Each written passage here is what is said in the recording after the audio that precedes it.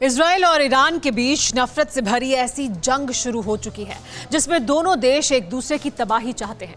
Israel ने जब से ईरान के सबसे बड़े न्यूक्लियर साइंटिस्ट की हत्या करवाई है, तब से रूहानी इजराइल के प्रधानमंत्री नेतन्याहू को सबक सिखाने के फिराक में है। दो देशों के बीच जंग के हालात में अचानक नेतन्याहू के तख्ता पलट का माहौल तैयार हो गया है। सोशल मीडिया पर दावा किया जा रहा है कि रूहानी इजराइल से इंतकाम नेतन्याहू की कुर्सी छीन कर लेंगे। पूरा सच क्या है आप भी जानेंगे जब आप ये रिपोर्ट देखेंगे। रूहानी के इशारे पर ना तो एक मिसाइल चली और ना ही ईरान की सेना ने गोलियां बरसाई, फिर भी खुद को बेहद ताकतवर समझने वाले पीएम नेतन्याहू की नींद गायब हो गई है। इजराइल के जिस पीएम ने रूहानी को सबसे बड़ा झटका दिया, जिस नेतन्याहू ने ईरान की तबाही का प्लान तैयार कर लिया, इजराइल की जिस सरकार ईरान से आर पार करने की तैयारियां कर चुकी थी, वो पीएम, वो सरकार ईरान के एक प्रहार से तिलमिला गई है।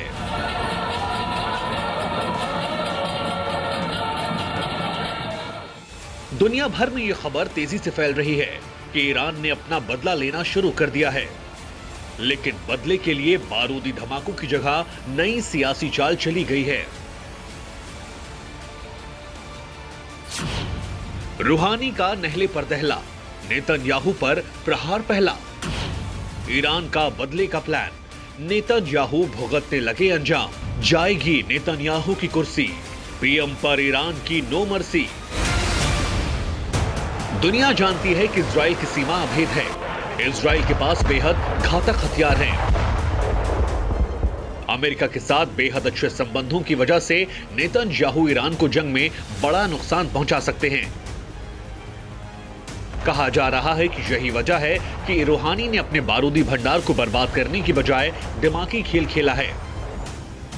कहा जा रहा है कि रूहानी ने ऐसी बिसात बिछाई है कि इजराइल में नेतन्याहू का तख्ता पलट होना तय हो गया।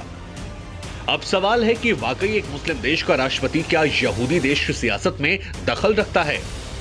इजराइल के सीक्रेट एजेंट्स ने जिस तरह से ईरान में घुसकर उसके सबसे बड़े न्यूक्लियर साइंटिस्ट की हत्या की, क्या ठीक वैसे ही इजराइल में मौजूद रूहानी के एजेंट्स ने नेतन्याहू की कुर्सी को खतरे में डाल दिया? इस वायरल खबर का पूरा सच आज हम आपको बताते हैं।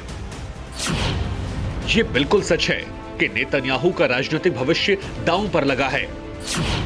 ये भी सच है कि इजराइल की संसद नेसेट भंग हो सकती है। संसद नेसेट को भंग करने के शुरुआती प्रस्ताव को बहुमत मिला है। लेकिन क्या सब ईरान के राष्ट्रपति हसन रूहानी के इशारे पर हो रहा है? क्या इजराइल में सियासी संकट रूहानी का बदला है? इजराइल के तेल अवीव की सड़कों पर प्रदर्शनकारियों की ये तस्वीरें कई दिन पुरानी हैं। इजराइल में कई दिनों से ऐसे प्रदर्शन हो रहे हैं। प्रदर्शन इजराइल की विपक्षी पार्टियां कर रही हैं। प्रधानमंत्री नेतन्याहू पर रिश्वत लेने, भ्रष्टाचार करने के आरोप लगाए जा रहे हैं। लेकिन सबसे बड़ा उलटफेर इस सोमवार को हुआ।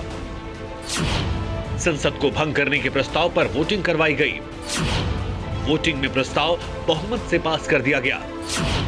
प्रस्ताव के पक्ष में 61 जबकि विपक्ष में 54 वोट पड़े। संसद को भंग करने के लिए 2 बार और वोटिंग होगी।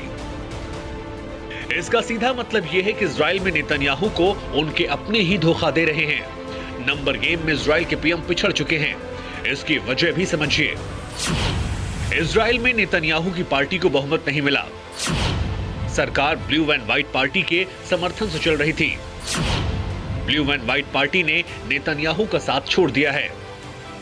इसका मतलब यह है कि नेतन्याहू के तख्ता पलट के पीछे उन्हें समर्थन करने वाली पार्टी की नाराजगी है, न कि ईरान के राष्ट्रपति रूहानी की कोई भी चाल। सहयोगी पार्टी के अलग होने की वजह नेतन्याहू पर धोखाधड़ी और रिश्वत लेने जैसे आरोप हैं, जिसकी सुनवाई अगले महीने होगी। नेतन्याहू की कोर्ट में पेशी भी होगी।